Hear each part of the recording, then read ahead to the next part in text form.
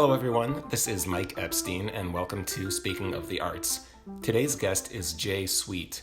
Jay is the executive producer of the Newport Folk Festival, the Newport Jazz Festival, and Newport Festivals Foundation, a 501c3 which expands the impact of its festivals through music education initiatives throughout the United States. During his tenure, the Newport Folk Festival has won 5 Poll Star Awards for Music Festival of the Year, and America's original music festivals have regained their stature as premier happenings. Our conversation took place approximately 48 hours after Jay and his team had to make the announcement they were canceling both festivals this year, and I am grateful to Jay for taking the time to speak with me during that difficult period. Jay spoke to me about several important things that are very timely for our industry right now, including how we can support artists even if you can't give them money. By the end of our conversation, I was impressed at how positive Jay came across for both the future of Newport and its incredible history, and you will hear some great stories from him. Thanks for listening, everyone, and please take care. Hey, Jay, thanks so much for being on the show today. I really appreciate it. Of course. So this was a tough week. You guys had to make the announcement to cancel the Newport Folk and Newport Jazz festivals. And I was thinking about this. It's obviously a decision that a lot of festival producers around the country have already made and are continuing to have to make, especially as we enter the beginning of May right now. What was some of the criteria that maybe helped you guys in guiding your decision to ultimately have to make the tough call? Well, we were always in touch with the governor of Rhode Island, and our event happens on a state park. So, it was always going to be ultimately her decision in many ways. And, we've been, obviously continually balancing the idea of continuing these, 6-decade long cultural institutions with obviously the safety of our staff, audience, and artists. Not to mention the incredible amount of economic impact the festivals have on the city of Newport and the state of Rhode Island, about $58 million. So it also, it's a big tourism thing for the state of Rhode Island. It's kind of the Kentucky Derby, of Rhode Island. It's kind of the thing that the tourism board promotes all over the world. And so, it was difficult, but you have to kind of fall on safety first, right? And those are things that, are always imperative to take into consideration and put as the primary concern. And so it was a decision, but it wasn't really, when it came down to it, the idea of, it was kind of the heart wants to pray for miracles and keep hope alive. And sometimes the head has to win out. And I'm usually a heart first guy. So it's tough to let the head win one. For sure. What do current ticket holders need to know as far as their options for this year and also 2021? Yeah, we were in a uniquely weird situation because we're a nonprofit and very small company. We don't have a refund policy. We didn't have one, but it's not in our egalitarian nature of George Wein and Pete Seeger being our founders. We of course we understand the adversity and hardships that people are going through, so we offered full refunds. Like I said, even though we didn't really have to, we offered full refunds to those who need it, and then putting the power of our future into the hands of the fans. Because if we don't get a certain amount who will allow us to keep their ticket income as a 100% tax deductible donation, our future is definitely in question. So we also offered, on top of being able to give us a certain amount of your ticket income as a donation, the other side was we started selling revival memberships, something we created just for these unprecedented times, to offer up the chance to guarantee a ticket or buy a ticket for 2021 now. and, applying your funds that we are currently holding towards that program. So those are really the three options that we did. And, so far we're about 48 hours into this, and I don't know when this podcast is going out, but at the moment we're about 48 hours into it. And, it's going to be close. It's going to be a tough thing. We still have 2 more weeks, but, during the refund period, but, we should know more in a couple of days. And of course, the interesting thing is what I'm really thankful for is, a lot of people understand us as just the year-round nonprofit that we are and don't, think of us as festivals. They think of us as our nonprofit work. And the people who've donated just to keep the foundation doing its good deeds that it does year-round, that's been remarkable to see. The people that understand that we aren't a festival company. We're a year-round music education nonprofit that happens to throw 2 well-known festivals. And that may sound, what I'm saying is I don't think a lot of people know that. So I am continuously thrilled when people are making donations to the foundation just because of the work we do, not having anything to do with the festivals proper. I'm glad you brought that up because that was one of the things I was going to ask you about in just a minute here about some of the year-round educational initiatives you guys do and also some of the programming. But I was just thinking in terms of this year's festivals, is there anything scheduled will there be anything scheduled on either festival date virtually? Yeah, both weekends, both weekends are going to have a pretty unique programming that we're building. Kind of keep it under wraps right now, but it will be unique. I guess you have to use the word virtual in some respects, but it would be, kind of a mixed media type of thing. And, what I'm really thankful for is everybody's support that so far we've reached out for our plans, and everybody's been, super supportive. These festivals are truly unique they were the original music festivals in the country, so that in itself makes them unique. But that they're not the way most people think of a typical festival. They're completely, take Newport Folk. The tickets go on sale with no artist announced. And then once the tickets are gone in about 10 minutes, little by little, the lineup is announced, and about 25% of it is never announced until they walk, those artists walk onto the stage. There's no, posters, there's no advertising, there's no marketing.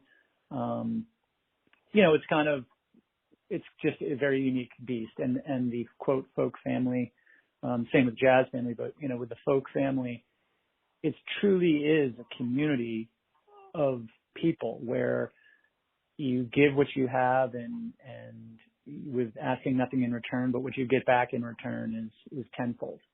And I think those positive virtuous, kind of those positive feedback loops are really rare in the entertainment business. And mostly because we're not in the entertainment business. We're in this other category. And that everything I just said is what we plan on celebrating now all the way through, the 2 festival weekends and then, through the fall. We have some really unique things that we're going to be rolling out once we get through this, donation/refund period. And may I ask you, or maybe to the best extent that you're able to answer, what's been the response for artists making commitments for 2021 that were supposed to be in 2020? So far, no one has said they are not coming, and we've invited everybody. So that's great. Look, that's great. Only the future will tell, but not one person, not one artist out of 135 roughly, which I've communicated with, and so far not one has. Everybody's, hey, lock me in, tell me the date, let me know if I can do something in the meantime. So. Yeah. It's a testament to what these events really mean to the general marketplace and beyond. I agree, and I think given what the reality is for artists right now, it's only a more important thing to look forward to, right? Of course, if they could reschedule it, they would want to, but and this is something I'm going to skip around here just a little bit, but it begs question. What have you kind of observed in the past few weeks in general from the industry? Just, as people are trying to really rally together and get through this, there's a lot of initiatives and fundraising going on. And, from my end, I'm very encouraged by the level of creativity I'm seeing. I don't know. Does anything come to mind that you've seen? Yeah, I in think general we're that's in kind that of worth period highlighting? of, I think like everything, the dual nature of any adversity like this is there are those that hunker in the bunker and just say, tell me when it's safe to come out, and until then I'm going to stay curled up and hidden. And then there's the others who kind of, lace up their boots and figure out, how to respond to the situation and to help those around them. And I feel musicians are to me, in some respects, vital workers as well, right? And I think what you're seeing here is, while, there's tons of fundraisers and this and that, eventually it's going to come back where we're going to need to start paying our musicians to do things, whether that be to help create content, whether it be to play small virtual events, whatever it may be. There are those that are adapting to the situation and realizing that no matter how trite it sounds, we are all in this together. And then there are others who just want this nightmare to be over and are just going to not do anything. And I don't think one is better than the other or not. But the interesting thing is that while I know, because a lot of these people are my friends, a lot of these artists are obviously really looking forward to not only playing live, but playing live so they can start making an income again. And while that is important, obviously, and that's the kind of the physical reality in some respects, the emotional reality is that I think artists understand, say with Newport, the importance of things like Newport, where it's not so much about the name that's atop the poster. It's about a community. It's about how you interact and what you can give and what you get out of it when you give wholeheartedly and fully. And I think those things come out more when faced with adversity and hardship, right? Those feelings of, wow, we are so much stronger. As Pete Seeger said, we're so much stronger when we sing together. And you can adapt that to say we're just so much stronger when we support each other. So, I think that every artist is facing it the best they can and doing what they think is right. To me, I'm obviously drawn to the ones that are trying to figure out how they can help and not really looking for anything in return. And so one thing I did want to bring up, Mike, is I always look at it as I use music as something that kind of, how do I say this? I look at music as something that enhances any moment of joy in my life, right? It adds bliss to joyful moments. But more importantly, and I think to a lot of people, music is also there for me in really tough times and difficult times as well. But I don't know if people who use music as a salve or a balm or, some great healer, which it is, realize that who's helping the people that are creating music? Who's emotionally supporting the people that are creating the art that you and I use to get us through our tough times? And that's where I've been asking people who say, hey, look, I can't help, I can't donate, I'm kind of, strapped. I said, totally understand. I mean, we all are. Well, my advice is write a love letter to your favorite musician. There are ways to get it to them, via social media. Write a love letter, listen to their music, but let them know what it means to you. So if you can't pay them back financially, pay them back emotionally. There's a value to that. There's a reminder to artists who are pouring their hearts out and with no real chance at the moment of gaining any type of income. They're doing it because they're poets and artists and whatever. But you can pay them back with emotional support because they're there. I mean, I use I use music as my emotional support system. And so I think it's only fair that if we're in this together, that I'm kind of looking for people to really step up and let musicians know. We all have the time, a little more time than we had. It should be used to give back to the people that are, I think, first line responders or front line responders, because I think music has been helping a lot of people get through these times. Thank you for bringing up that point. It's really important for sure, and I don't think enough people are making that connection. And if they're worried that they can't make a financial contribution, your advice about reaching out to an artist and thanking them and just giving them emotional support it's really important right now. And I'm glad you brought that we up. all know, we've all heard the, hey, support them by streaming them, which we know is, half cents, pennies and pennies, or buy a piece of merchandise, which is the best way to donate to them, because you're not only giving them money, but you're also then kind of marketing their brand out to a world.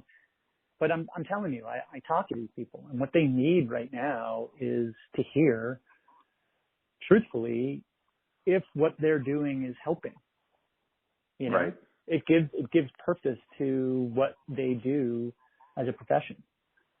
And I don't know if I'm not hearing enough of that. I'm hearing a lot of, oh, I love these guys, but it's out on their own channels. Right. What you should be doing is reaching out on their channels and writing them and saying, hey, and not asking for anything. Hey, I'd love a picture. Don't do that. Just give what the music means to you, to them. That's one of the greatest gifts that you can do, anybody can do.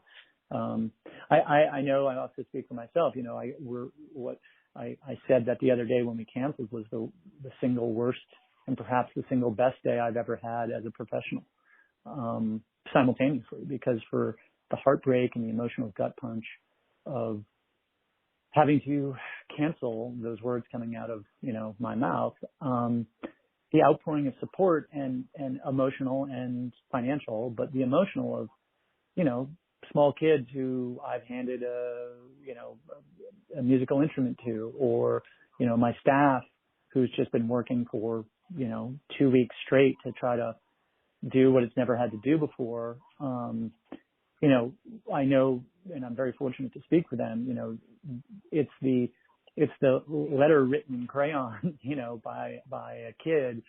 I'm really going to miss coming to the festival, because it's where my brother, my sister, my grandmother, and my parents, we all go, written by a 6-year-old. That makes you, it gives you the fuel you need to kind of wake up and face the difficult times. So yeah, it's not all about, look, the donations help. The donations help us try to realize that we have a future, but it's equally as important to support what you love emotionally. I was watching a panel discussion a couple weeks ago with people in the industry, kind of in a different side of it. These were more arena rock acts and large scale shows and stuff like that. But somebody made a really good point on that call, which was kind of what you were just saying about emotional support for artists. But they were saying, look, when we're able to do these events again, people need to take the time to thank the behind the stage scene people. They need to take the time to thank the crews. They need the time to take the time to thank ushers, everybody who kind of is that behind the stage. Absolutely. Worker. Because absolutely. Because you they're all have to think, I bring 200 staff, which don't obviously work year round. You go from, say, an 8-person staff to 220 as you get closer and closer to the events. And for us, the vast majority of those people are volunteers. They don't get paid at all. Right. They're doing it for the love of the game. And I think it's so weird, because I think in some respects the volunteers have this certain kind of really gentle authority to people, because they're like, look, I'm not getting paid to take your abuse. I'm getting paid so I can share in this collective experience with you. And I think that it sets a certain tone, an event like ours. But man, I remember I'm very fortunate to work with a lot of other festivals, and I know.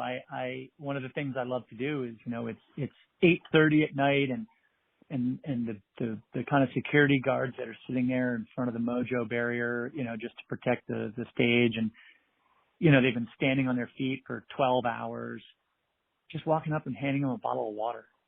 The joy on their face of just like somebody is thinking about them, right?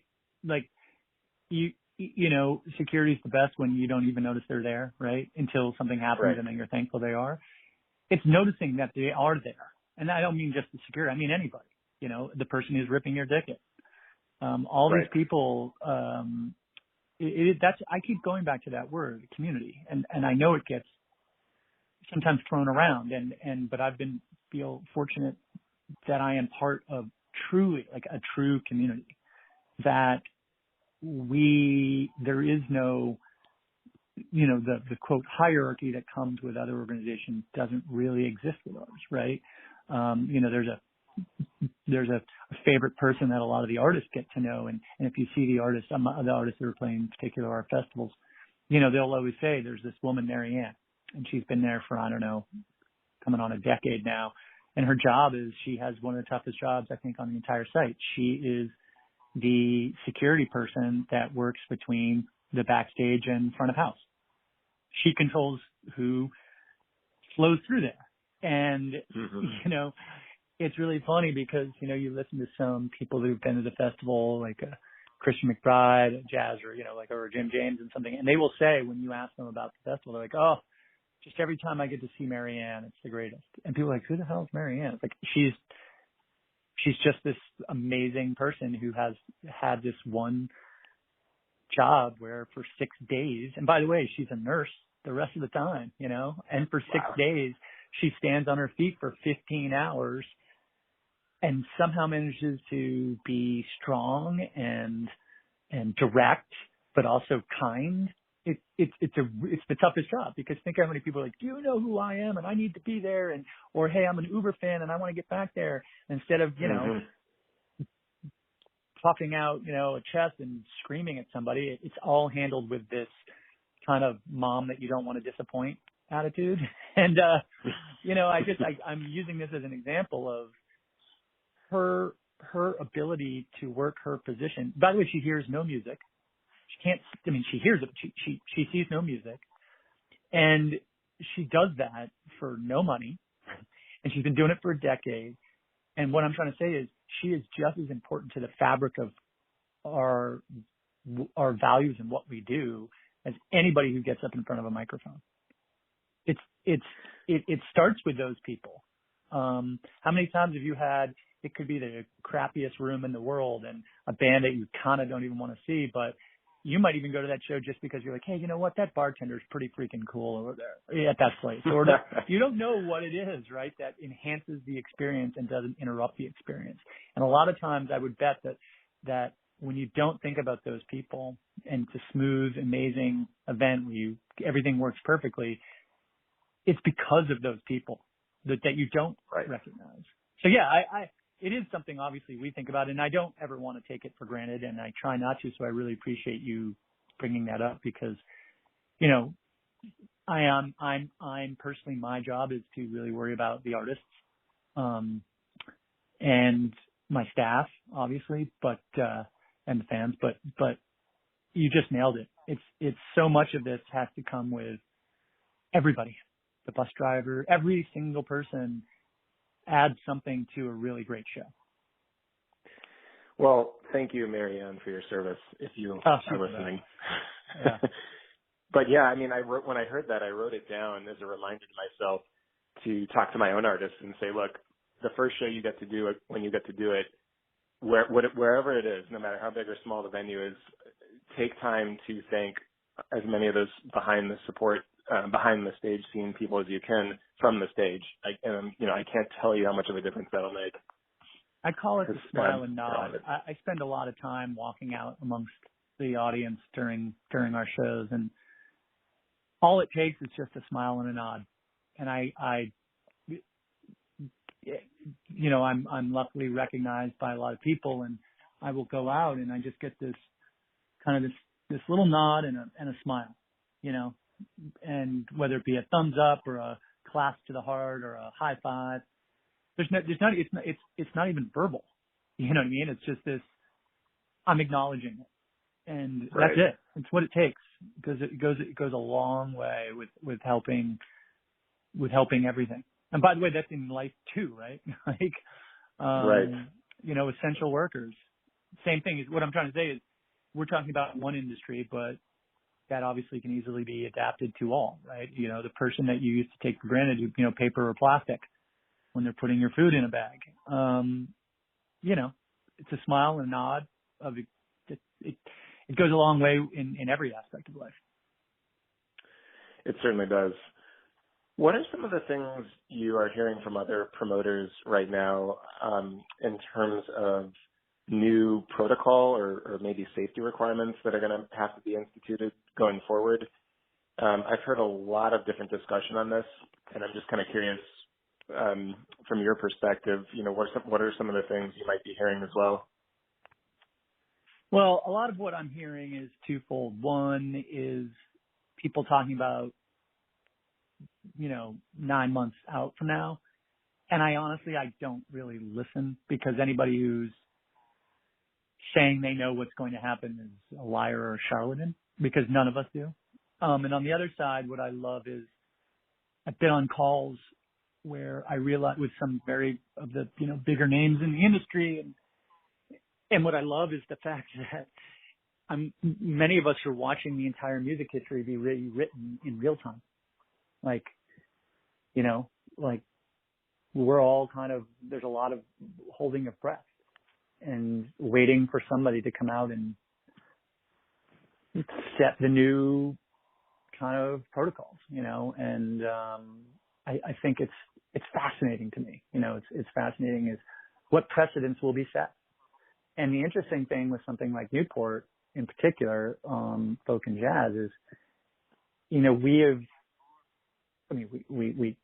not me, but George Wing created the paradigm, literally created the festival paradigm. And if you ask anybody from C3 or AEG or Superfly, or, you know, if before George, the term festivals didn't exist, right? You know, 15 years before Woodstock.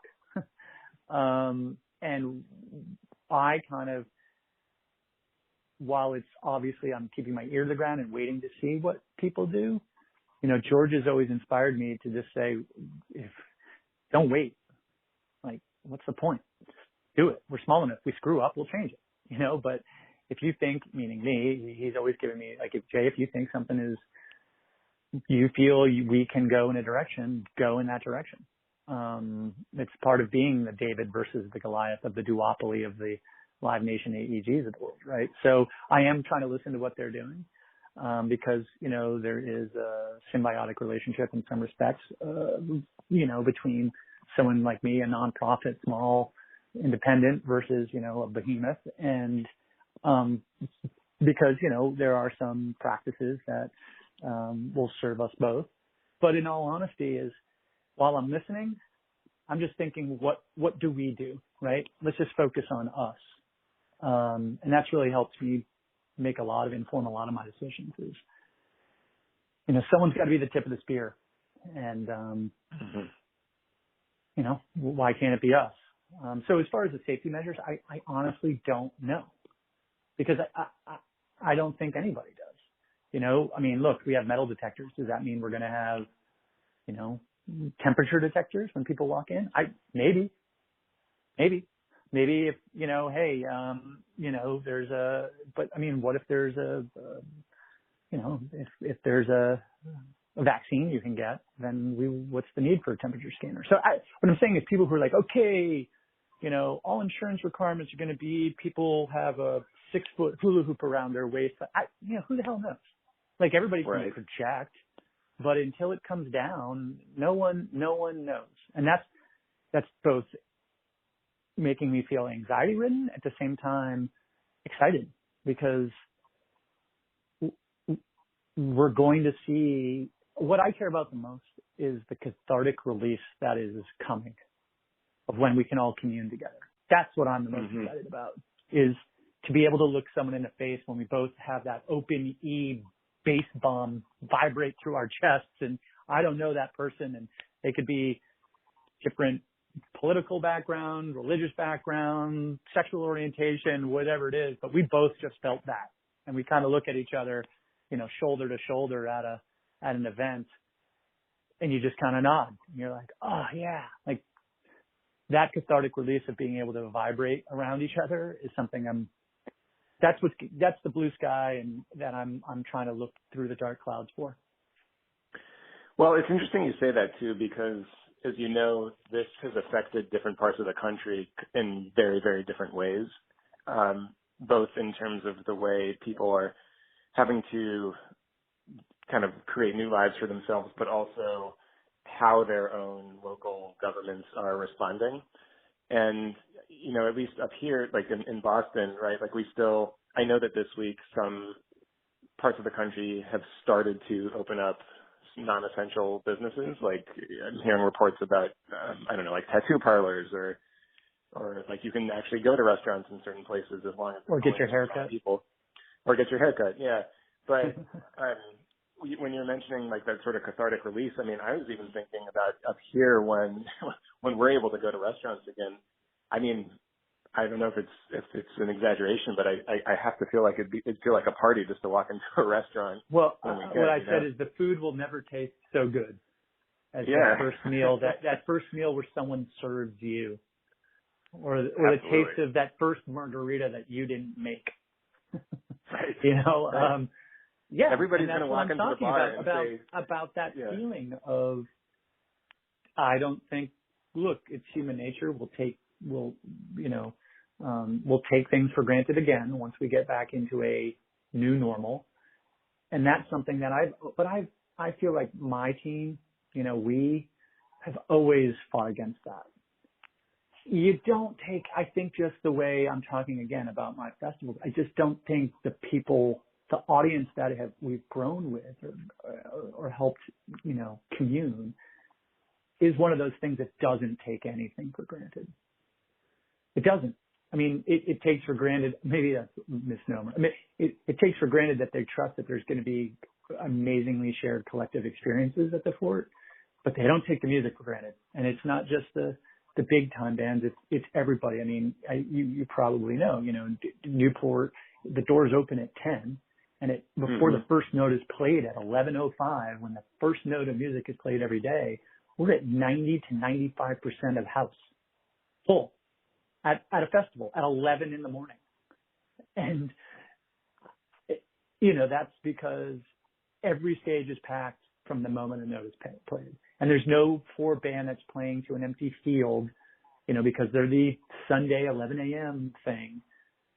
Totally packed. And what I mean by that is I'm hoping that feeling of never wanting to take live music, a good meal, a hug from a friend, it's going to be, I just hope that when that comes back, that the period before we take any of it for granted stays extended as long as possible. That's what I do hope that this pandemic gives us as a gift. And I don't know, because I think when other things have happened, the sentiment of it doesn't die, but the practice of it does. I couldn't agree more. I think, and also just specifically about Newport, there's a certain, it's more than just community. It's a certain experience that like-minded music lovers have come to expect by going there, if that makes sense. Yeah. Yeah, it makes a lot of sense to me. Yeah. Yeah. It's for music lovers. And people you can say that to people like, well, I've gone to 7 Coachellas and I've never missed a Bonnaroo, and I always, every show I can see at the Blue Hills Bank, whatever, I don't even know what that thing is called now, Harbor Lights Blue Bank Pavilion, whatever. Yeah, exactly. Whatever they want to call it this year, whoever the big sponsor is. That's fine. By the way, that's great entertainment. I go to those things too. I mean, everything I just mentioned, I enjoy, and it adds to my, addiction for music.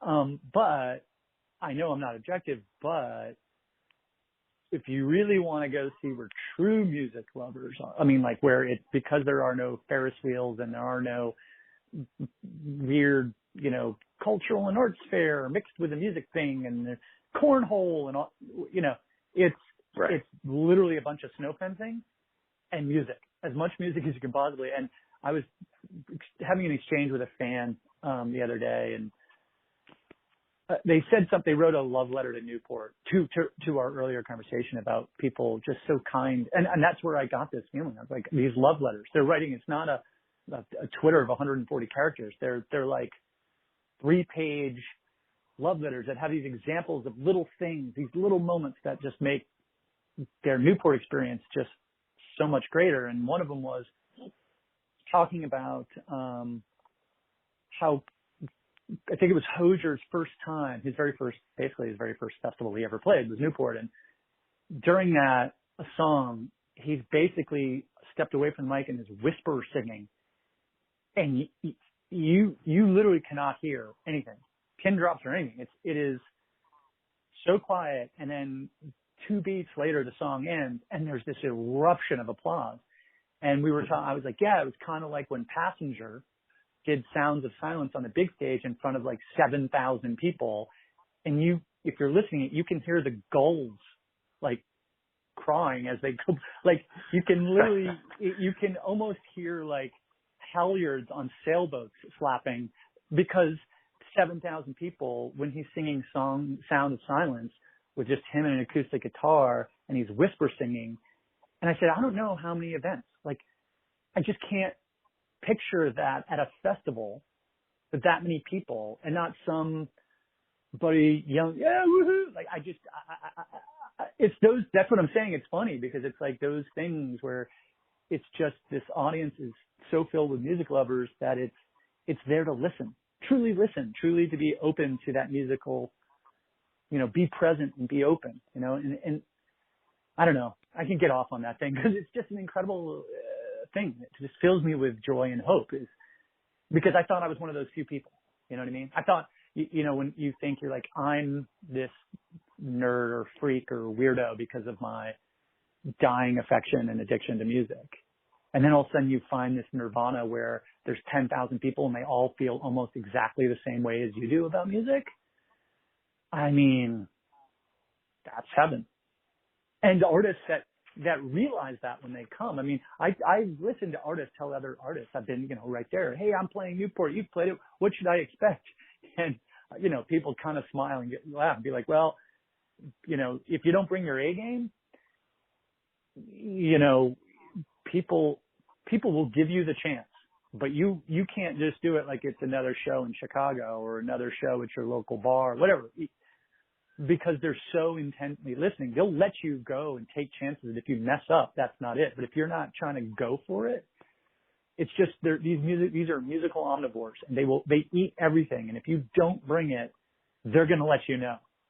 And that's what I love is you have to bring and I mean, when I say A game, it's not about perfection. It's about trying to take a chance, going above and beyond, holding that note an extra thing or trying to go for the high note or whatever it is, even if you fail, and they'll love you just as much if you fail as if you succeed, as long as you're pushing and challenging. And that's different. And then, oh God, I'm just here until they play the big radio hit, which will be like the second to last song before the encore. Like, I love those shows too. I go to a lot of them, but I know when I can go get a drink and when I can go talk to people and, but it's just, people don't do that in Newport. It's frowned upon even when you pull out your phone. Like people are like, dude, put that away.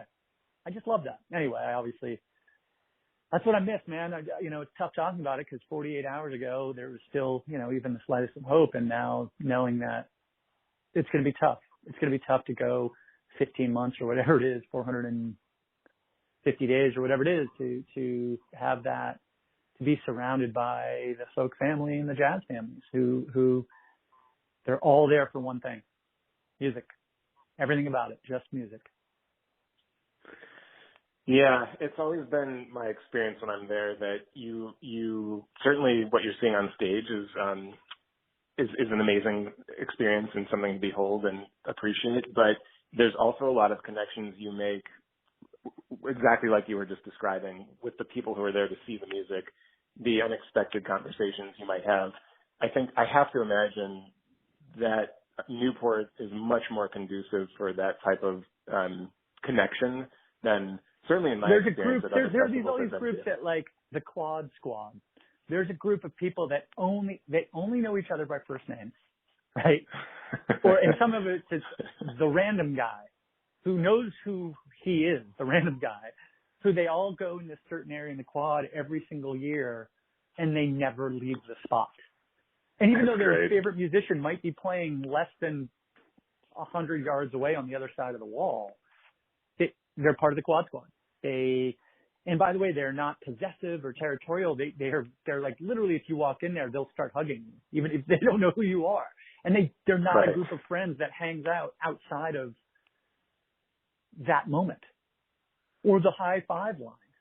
You know, a group of people who just decide at the end of every day, right next to the exit, they're going to line up shoulder to shoulder on either side of the walkway and just hand out high fives. And people feel as if they're walking a weird Newport red carpet, you know, like people start cheering and people are looking over their shoulder being like, are they cheering for me? Yeah, we're cheering for you. You just experienced Newport.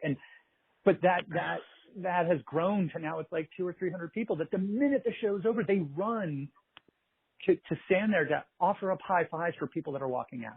I didn't have nothing to do with that. I didn't create that. But I could waste the rest of our time together telling you all those people, you know, how many different groups are formed and like somehow cause these gangs of good at the event. And again, my favorite part about it is it wasn't like, hey, everybody, like it wasn't a tweet from me or my crew. You know, this was, they built it because it was organic. Just as much as it's totally organic, and it's just as much their event as it is anything to do with me. You know what I mean? It really is. And that isn't, you know, it's not I always say it's definitely more of a circle than a triangle. It's not like, you know, promoter and band and then it, you know, and it goes down and that to me is, look, the world needs entertainment and there's music that is entertaining, right? That is projecting one way, is going from stage out, right? And yes, every once in a while there's applause and that comes back. In Newport, the energy is in constant, like a tennis match, where the energy goes out and comes right back, goes out and comes right back. In your head, it would be on a swivel if you could view that energy, you know, it just goes back and forth. And it's amazing to watch musicians just not expecting it. Like weird standing ovations in the middle of songs because something happened where we all felt that same thing happen at once. I don't know what it is, that feeling of whatever, or whatever it is. I don't know. But I always watch, I trust the audience, right? So I'm not usually watching them because I know I've gotten to be one of them. I just love the expressions on artists' faces when something happens that could only happen at Newport. That's where the gold is for me in particular. Well, also you hear lots of times you hear artists talk about on tour. Sometimes they're not aware of, they're jokingly not aware of Hello, the city they're in. Right. Or hello, Cleveland. They have to ask, where are we? And then, Cleveland, right. But yeah. To your point, just the experience of playing Newport, right, is so vastly different for so many reasons. Well, that's what the advice, when they asked those musicians, I said earlier musicians, when they asked me for advice, I'm like, the only piece of advice I give, literally the only piece of advice I give. And it's the same. You must let those people know that you know where you are. It's the exact opposite of the Hello Cleveland. If any of that audience thinks you're not respecting the fact that they bought a ticket without knowing you were there, that's one, right? They bought a ticket not knowing you're going to be there. So you don't need to play the hits because they didn't even know that you were going to be there when they bought the ticket. But what they do know is if you don't bring it, like I said earlier, if you just play that same festival set, you play it at the other 4 festivals leading up to this, you'll get some polite claps, but people will either sit on their hands, get up, or walk out. They just they will not suffer people that don't understand. You are part of the newest chapter that year. You are the newest chapter in the longest rock and roll history book that is continuously being added to and written and chapters added every year. And no matter how big you are not as big as names as Mississippi John Hurt. You are not as big as Bob Dylan. You are not as big as Johnny Cash. You are not as big as Joan Baez. You are not as big as Dolly Parton. You are not as big as, and blah, blah, blah, blah, blah, blah, blah. So ego, leave it on the other side of the bridge. Because if you bring it in, you're not going to connect. You have to be egoless when you walk in there to know that you're there to just share in the common experience. You were there to be part of the family picnic for that year. And a lot of bands, they can't break that muscle memory of, they get into a groove over a long summer tour. And then, right. but then but the bands that do understand that you got to save something a little special, in the holsters, so to speak. Those are the ones who come. They're the ones who are like, okay, I'm going to do my set, and then I'm going to make sure that, I'm going to get up and I'm going to sing with John Prine, or I'm going to go into the museum and do a set of Irish folk tunes, or I'm going to go sing backup to a backup on a band that I've never met just because I love that song. And I'm going to not even tell them. I'm just going to really walk up on the stage while they're doing it and just sing the ooh la las. Like that is you can tell the veteran Newport folk family performer because they know what it takes. Well, I was going to say, listening to you describe this, that just one more point about the audience. Whether it's their first time or they've been coming for many years, I think to some extent they expect the artists to maybe understand the history of the festival, right, or of the respective festival, and that also by definition, of course, sets it apart from any other festival. There's this incredible history from it, and I would imagine, in your experience, maybe some of the best performances you've seen somehow fit into that narrative for their own time. Absolutely. Does that make sense? No, I mean, you really, yes.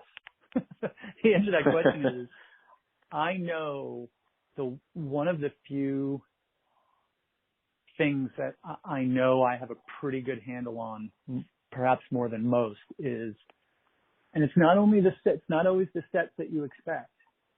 I know which moments are going to be remembered, kind of the bigger things that are good. And it's not just the big names, it's Nathaniel Rateliff's first time at Newport, the improvised dance mosh pit that started off stage left. Like there are things that I know, like when the Felice Brothers power went out in 2008 or 9, the power went out on the smallest stage in the beginning of the day, and there was a mud pit in front of them because it had been raining all day, and they took all their instruments off the stage and they formed a circle in the mud, and they played. Smallest band, smallest stage, Sunday earliest slot.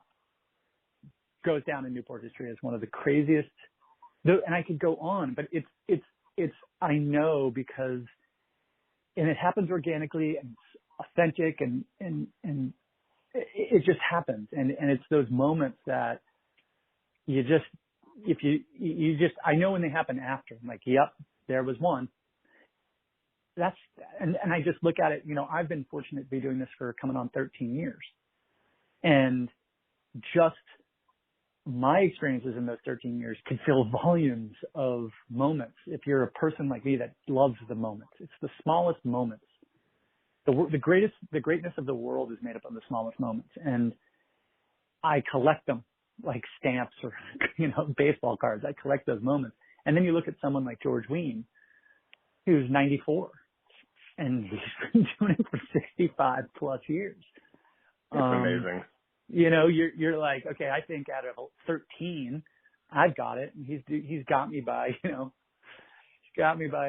whatever, 52 years of, over a half a century more of those. So I think,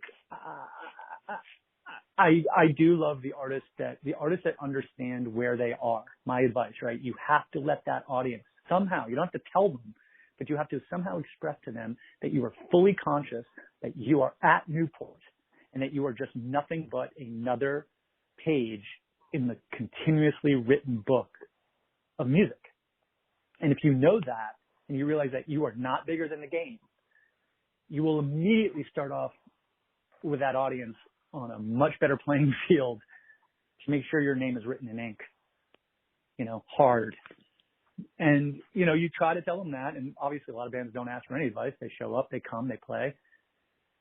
And, very rarely do they immediately leave. But how many times, last year alone, there were 14, not artists, 14 bands that weren't playing the festival at the festival. They just showed up, like on their day off. And they're like, wow. yeah, I'm just going to Newport. Now, I had somebody made a joke once, and it was Joaquin Phoenix to John C. Reilly, the actor. John C. Reilly was there playing with, I think it was 2015, with Jack White and some others in his own set. And Beck was there. I've told this story. I don't know if you've heard of it. So Beck was there. And so it was Beck, Jack White, Joaquin Phoenix, and John C. Reilly, right? So 2 actors, 2 musicians.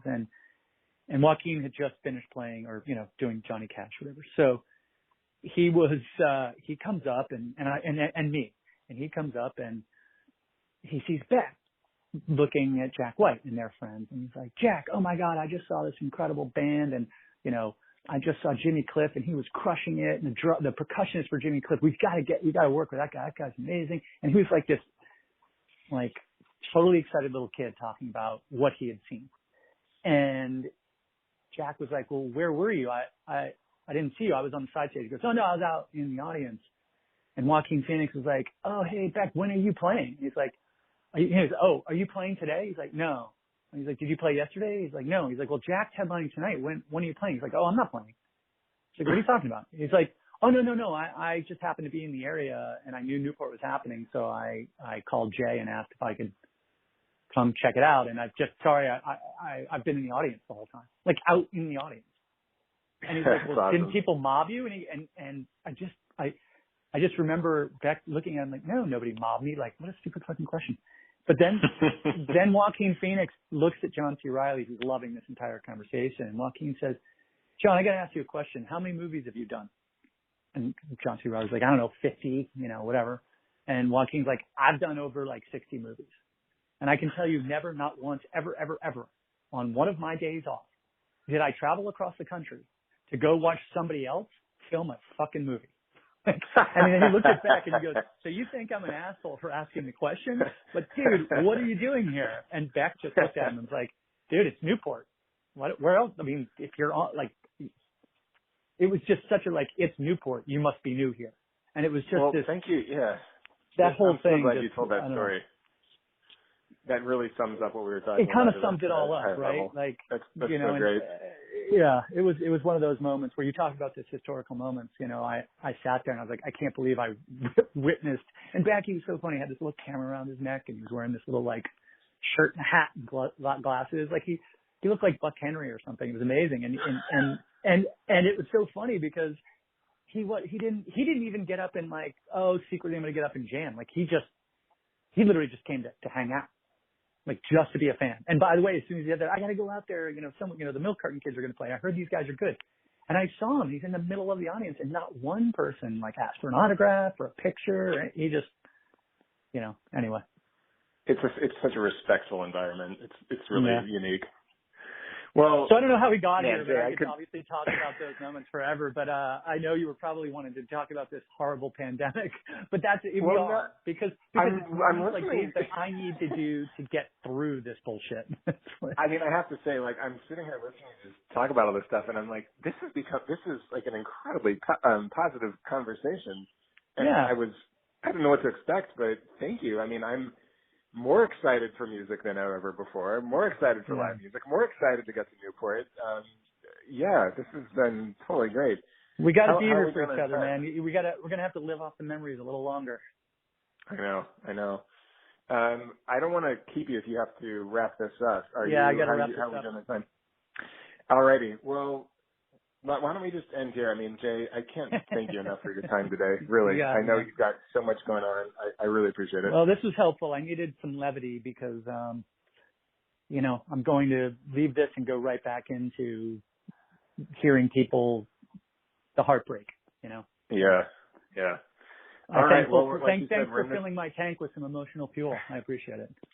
Thank you for being a positive event today and on my schedule. I appreciate it.